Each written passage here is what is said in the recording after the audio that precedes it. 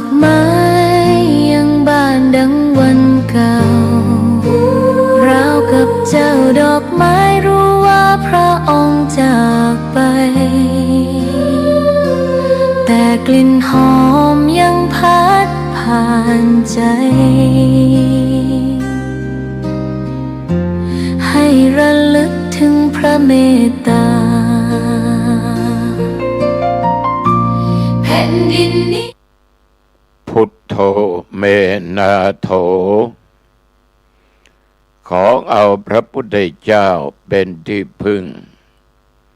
อันประเสริฐของข้าพเจ้าธัมโมเมนาโถขอเอาพระธรรมเป็นที่พึ่งอันประเสริฐของข้าพเจ้าสังโฆเมนาโถขอเอาพระสงฆ์เป็นที่พึ่งอันประเสริฐของข้าพเจ้านะโมตัสสะภะคะวะโตขอนอบน้อมแด่พระผู้มีพระภาคเจ้าพระองค์นั้นอรหะโตซึ่งเป็นผู้ไกลจากกิเลสสัมมาสัมพุทธัสสะตรัสรู้ชอบได้โดยพระองค์เองขอความผาสุกความเจริญในธรรมแก่ญาติแก่โยมท่านพุทธบริษัทท่านผู้ฟังทั้งหลายวันนี้อาตมาภาพพระครูอาทรวิสุทธิคุณ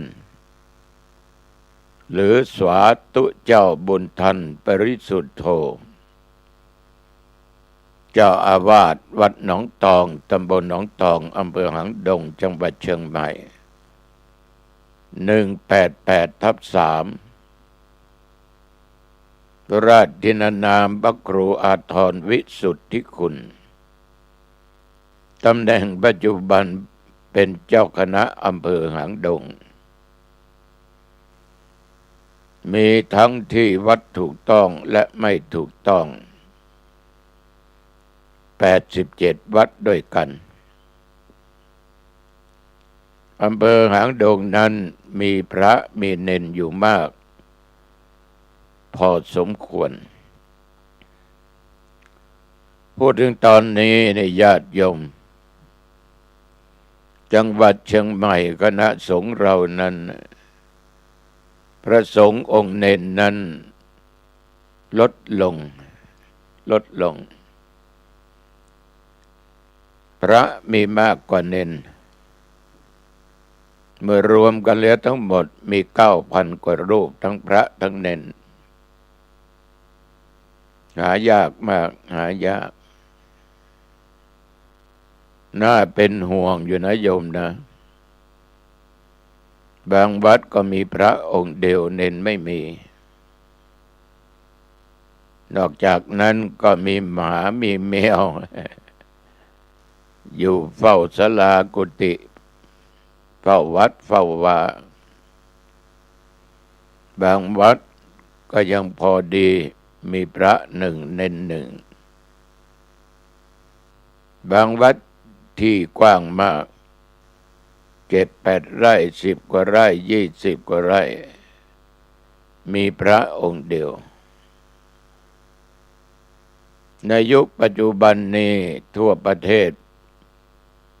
พระภิกษุก็ลดลงเยอะสามเณรก็ลงแยะฉะนั้นสิ่งเหล่านี้จึงเป็นสิ่งที่น่าห่วงมาก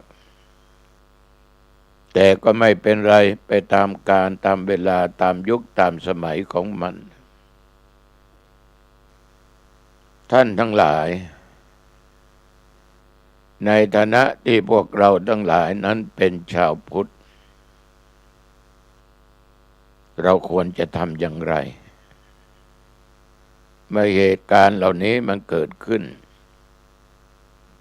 มันอาศัยปัจจัยหลายอย่างเหตุหลายอย่างที่ทำเป็นอย่างนี้ก็พวกเรา ภิกษุภิกษุณีอุบาสกบาสิกาถ้าเราไม่หันหน้าจับมือกันต่างก็เบนหลังตำกันเข้าหากันไม่หาทางแก้ไขร่วมกันพุทธศาสนาศาสนาคำสอนของพระพุทธเจ้ามันไม่ได้เสื่อมไม่ได้หมดไปแต่ว่าพุทธบริษัทเหล่านี้แหละมันชักไม่ค่อยไว้วางใจมันจะหายไปฉะนั้นพระธรรมคงอยู่พระพุทธคงอยู่แต่ว่าพุทธบริษัทนั้นมันอาจจะมีการเปลี่ยนแปลงเพราะความเข้าใจในบางสิ่งบางอย่างยิ่งยุคสังคมปัจจุบันเนี่ยทำให้วัดกับบ้านแตกแยกกันเยอะพี่น้องญาติโยมก็ไม่ค่อยสนใจเรื่องวัดเรื่องพระเรื่องเน้นการประพฤติปฏิบัติของพระเนนก็เปลี่ยนแปลงไปมากที่มันเป็นไปอย่างนี้ ไม่ใช่ไอนะไอนี้ไม่เปลี่ยนแปลงถึงเวลามันก็ไอเวลาหายมันก็หายมันเป็นอนิจจตาไม่เที่ยงแท้แน่นอน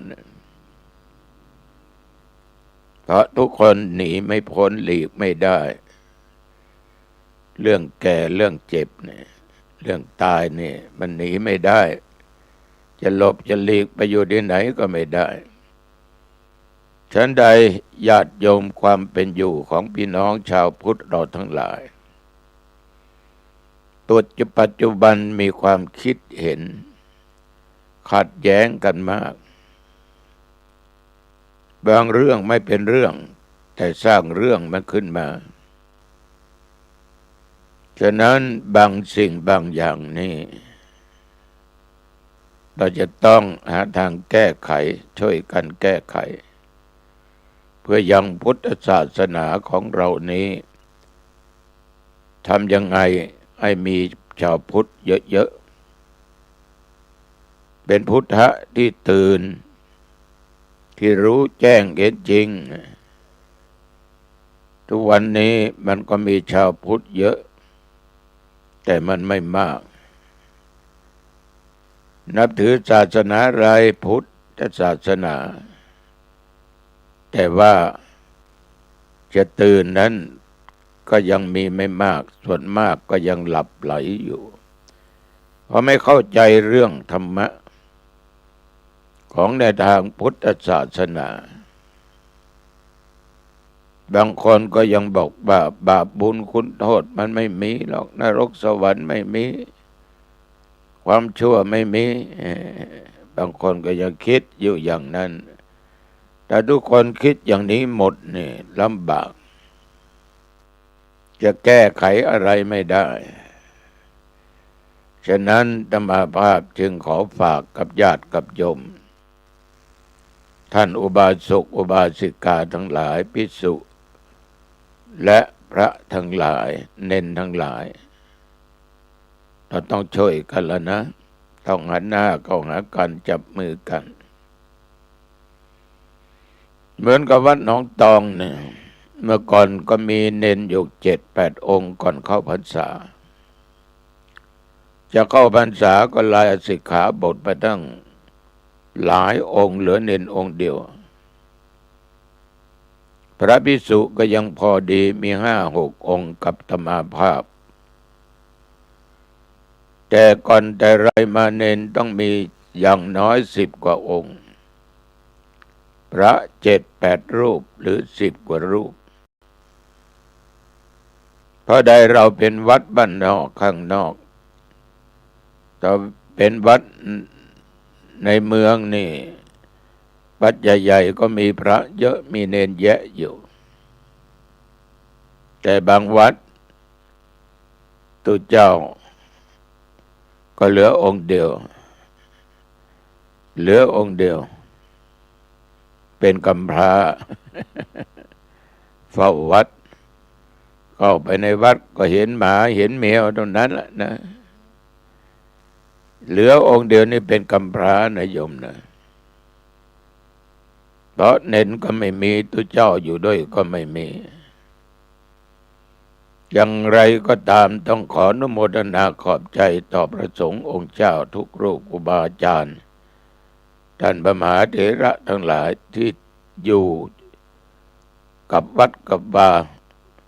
ไม่มันเป็นวัดร้างถึงจะกำพร้ามีองค์เดียวได้ใช้หลักธรรมขันติอดทนอดกลั้นอยู่กับวัดกับวามาอยู่ตลอดขอบใจมากๆครับผมและต้องขออนุโมทนาต่อญาติต่อโยมบาสุกบาสิกาทั้งหลายโอ้ธรรมาเห็นญาติโยมแล้วไม่ทิ้งพระไม่ทิ้งวัดช่วยกันสร้างเสนาสนะบ้างใส่อาหารบิณฑบาตบ้างทำบุญสุนทานบ้างวันศีลวันธรรมวันพระก็ยังไปวัดกันอยู่ไหว้พระสวดมนต์รักษาศีลฟังเทศน์ฟังธรรมกันอยู่งานบุญงานกุศลก็ยังมีงานขึ้นบ้านใหม่งานแต่งงานงานทำบุญสืบราชตาทำบุญที่บ้านทำบุญที่วัดงานขาวดำอะไรจิปาถะโยมก็ยังช่วยกันงานผ้าป่ากฐินทำบุญถวายทานสละกภัตก็ดีอะไรก็ตามโยมทั้งหลายยังให้การอุปถากอุปถัมภ์น่าดีใจขออนุโมทนาเป็นอย่างมากในน้ำจิตน้ำใจของญาติของโยมทุกท่านทุกคนเพราะมันเป็นหน้าที่ของพวกเราหนึ่งต้องให้เสนาสนะคือที่อยู่ที่อาศัยบางท่านบางคนก็คิดว่าจะไปสร้างบางทำไมมีตัวเจ้าองค์เดียวเน้นองค์เดียวสร้างไปทำไมไม่มีใครอยู่ญาติโยมถ้าพูดอย่างนั้นมันก็เป็นอย่างนั้นไม่เถียงกันแต่ว่าวัดเราจำเป็นต้องสร้างมันเป็นหลักเป็นฐานอย่างทุกวันเนี่ยที่ไหนเป็นวัดร้างเรารู้บางครั้งก็มีชื่ออีกนะว่าชื่อวัดนั้นย้ายมาอยู่ตรงนี้ก็ชื่อวัดชื่อเดิมหรือบางวัดอาจจะเปลี่ยนแปลงให้มันสมกับเหตุกับผลมันเป็นฐานที่จะเป็นสิ่งที่บอกว่านี่เคยเป็นที่วัดญาติโยมท่านทั้งหลายสร้างไปเถิดช่วยกันไปจะสร้างศาลากำแพงวิหารกุฏิสร้างพระเจดีย์สร้างโรงครัวสร้างหอฉันสร้างหอธรรมอะไรที่โยมจะสร้างก็สร้างโบสถ์ก็สร้างได้สร้างไปไม่ต้องไปคิดว่าสร้างไปทำไมท่านทั้งหลายวัดมันเป็นศูนย์รวมน้ำจิตน้ำใจของพวกเราทุกคนเป็นหน้าที่เครื่องนุ่งห่มผ้าไตรจีวรสบงอังสะสังฆาติผ้าห่มโยมก็ทำบุญไปถวายไปโยมพร้อมโยมก็ทำในสิ่งเหล่านี้แหละช่วยกันอุปการะช่วยกันสนับสนุนให้พระสงฆ์องค์เจ้าได้อยู่วันนั้นไปเทศที่อ่อนหลอยนะสันกำแพงนะงานคนเฒ่ามีท่านเจ้าอาวาสพระบริการนรินทร์มั้งนะถ้าจำไม่ผิดนะถ้าผิดก็ขออภัยด้วยท่านซื้อผ้าสบงผ้าอังสะมาบูชากันเทศจบท่านก็ว่าหลวงพ่อครับขอเมตตานุ่งด้วยนะครับ ผ้าใหม่ครับผมซื้อมาถวายให้หลวงพ่อนะครับผมนุ่งแล้วนะครับนุ่งส่งท้ายปีเก่าต้อนรับปีใหม่นุ่งตอนเย็นของวันที่31วันสวดมนต์ข้ามปีจนถึงวันที่1 มกราคมปีพระพุทธศักราช2569ปีม้าปีนี้นะผมนุ่งแล้วครับมีญาติโยมหลายท่านหลายคนถวายผ้าไตรก็นิมนต์นุ่งแล้วมานุ่งฉะนั้นผ้าที่นุ่งผ่านมาเนี่ยยังเก็บไว้ให้ใครเขาก็ไม่เอานะก็นุ่งอยู่ตลอดสับเปลี่ยนอยู่นั่นตลอดเวลาฉะนั้นโยมทั้งหลายการถวายผ้าบังสกุลหรือผ้านุ่งห่มแก่พระสงฆ์องค์เด่นมันก็เป็นหน้าที่ของพวกเราทั้งหลายต้องช่วยกันดูแลตามกำลังไปถวายทำไมก็แล้วแต่จะคิดเพราะเรื่องการทำบุญนี่มันต้องออกจากจิตจากใจจากศรัทธาซึ่งแปลว่าความเชื่อถ้ามีความเชื่อว่าทำแล้วได้บุญได้กุศลก็ทำถ้าเชื่อว่าทำแล้วสูญเปล่าก็ไม่ต้องทำเพราะเรามองแล้วเชื่อว่ามันสูญเปล่าอย่างนั้นญาติโยมสิ่งเหล่านี้ทางพระก็ไม่ได้กำหนดกฎเกณฑ์ให้อาหารบิณฑบาตนี่เรื่องกินนะเป็นเรื่องใหญ่นะแต่ท่านก็ฉันได้สิ่งที่ท่านฉันได้ไม่ผิดศีลไม่ผิดธรรมไม่ผิดการเวลาขอบใจญาติโยมยังทำบุญตั้งบาตรกันอยู่ถวายขันข้าวอุทิศให้แก่บรรพบุรุษแก่สรรพสัตว์เทวบุตรเทวดาเจ้ากรรมนายเวรแก่ผู้มีพระคุณประการสำคัญพ่อแม่ครูบาอาจารย์เนี่ยโยมก็ได้ธรรมะละคือกตัญญูรู้จักคุณกับคนที่จากเราไปนึกถึงพระคุณของท่านกตเวทิตาทดแทนพระคุณเนี่ยมีชีวิตเราก็ได้เลี้ยงดูได้ให้ตายไปเราก็ยังให้ส่วนบุญส่วนกุศลอีกเนี่ยเรามีธรรมะให้ไปเถิดใส่ไปเถิดโยมตามกำลังตามโอกาสเวลาของโยมยังเห็นญาติโยมทำบุญตักบาตรกันอยู่ก็ใจดีใจชื้นขึ้นมาเนี่ยก็วันที่12นี่13 14 15พระเนนประมาณ224รูปก็จะไปปฏิบัติธรรมกันเราเรียกว่าเป็นการฝึกในด้านจิตใจฝึกกายให้อดทนอดกลั้นให้ตั้งมั่นไม่หวั่นไหวไปตามอารมณ์ต่างๆเป็นการฝึกเน้นน้อยๆนะวันที่15นั้นก็ฉันเพลแล้วก็จะกลับเน้นทุกองค์เดินมาจากอำเภอหางดงไปวัดหนองตองระยะทางประมาณ 8-9 กิโลด้วยกันในเย็นวันที่12แล้วจะไปออกวันที่15ใครจะจองน้ำปานะอาหารภัตตาหารอะไรก็ได้ตามกำลังตามศรัทธาก็เรียกว่าให้อาหารให้กำลัง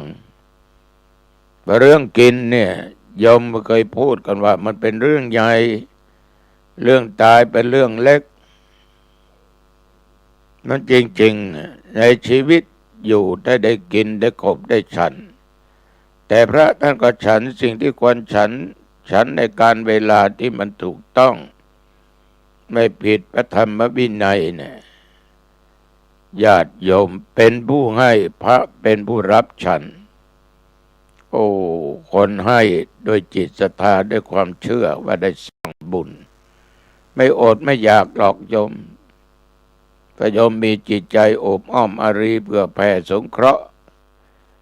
โยมจะไม่อดไม่อยาก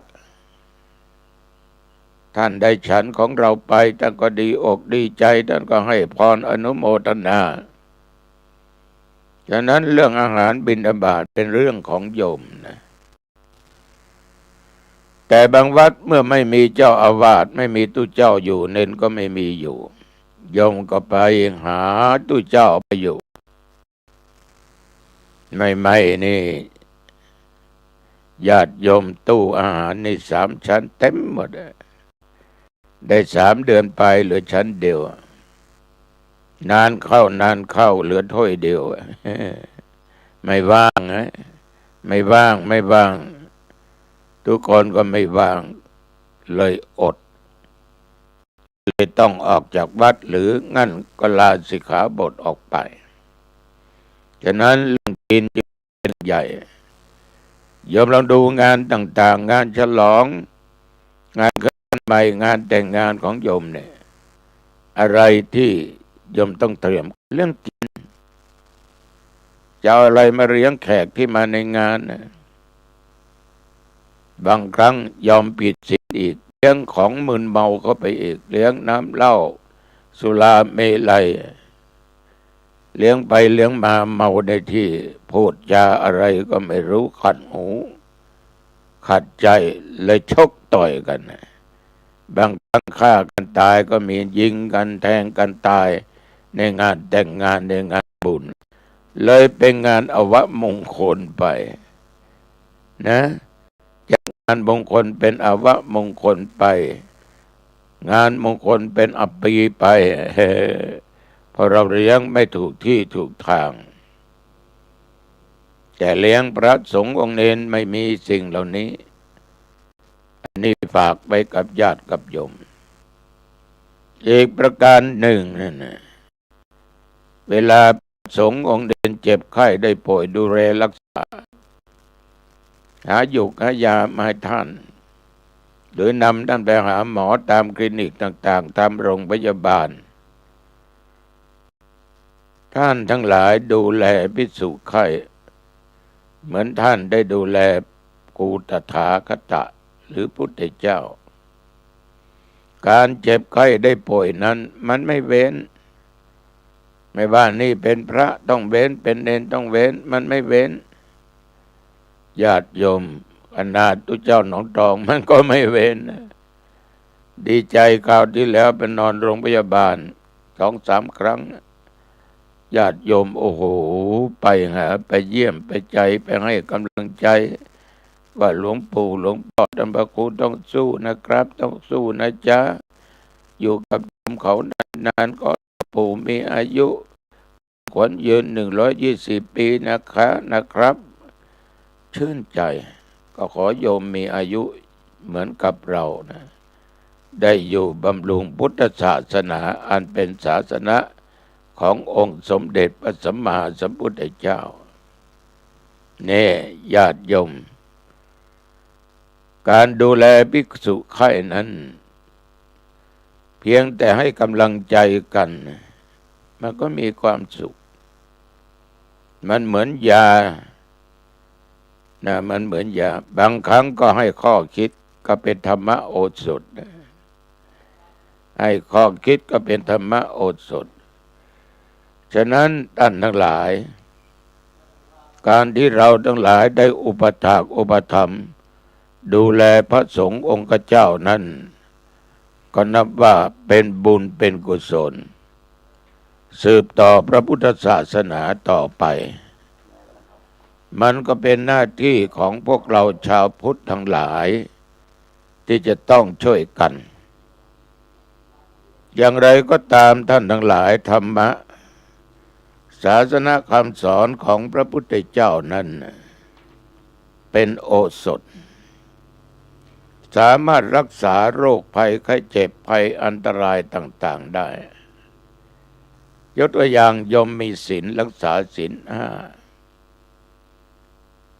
เรา ไม่ฆ่าสัตว์ไม่ทำลายสัตว์ไม่ทรมานสัตว์ไม่ว่ามนุษย์และสัตว์เดรัจฉานเราก็ได้ธรรมะไปหนึ่งข้อแล้วคือเมตตากรุณาสองข้อปรารถนาดีมีความรักมีเมตตาไม่ฆ่าเห็นอกเห็นใจกันสัตว์ทุกชนิดย่อมจะหวงแหนชีวิตตัวเองกลัวเจ็บกลัวตายเหมือนกับเราเนี่ยมีเมตตา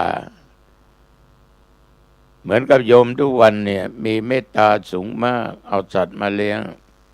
เอาลิงเอาวอกเอาไก่เอาหมู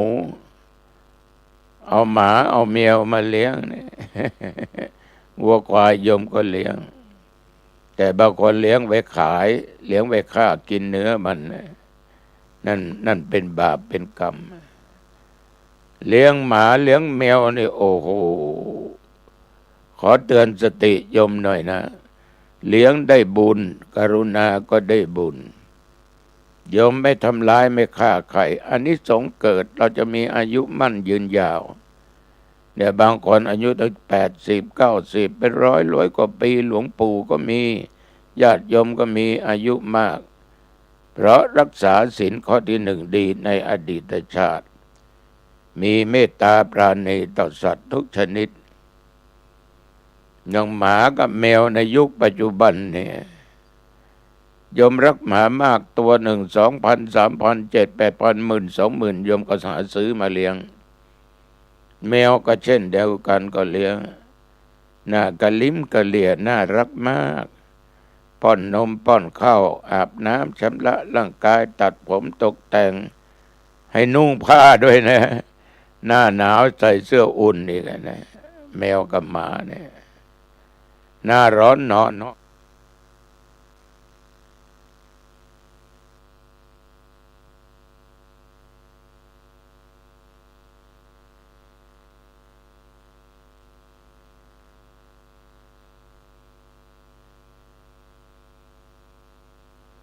พุทโธ